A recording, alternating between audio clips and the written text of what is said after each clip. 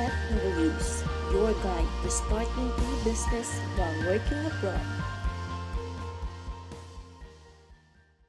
Ka-OFW, naniniwala ka bang pwede kang magsimula ng negosyo kahit nasa abroad ka? Yes, posible yan. Ako si Annabeth Lopez o Blooming Amore at si Kuya Jal ng Chalastic Academy. Ibabahagi namin ang step-by-step guide kung paano mo maaabot ang tagumpay sa negosyo habang OFW ka. Alam naman nating hindi habang buhay ang trabaho abroad. Ang negosyo ang sagot para maging financially free at makauwi sa pamilya nang hindi na nag-aalala sa pera. Kaya't simulan na natin ang journey mo sa entrepreneurship. Hindi kailangan ng malaking puhunan para magsimula.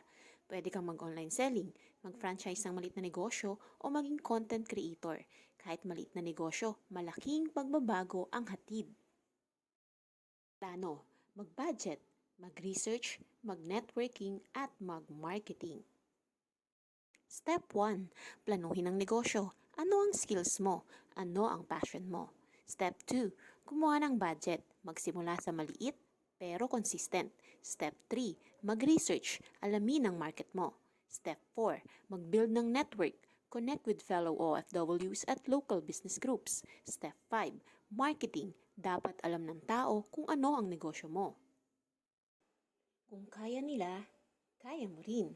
Huwag kang matakot magkamali. Ang mahalaga ay magsimula ka. Tandaan, ang bawat tagumpay ay nagsisimula sa maliit na hakbang.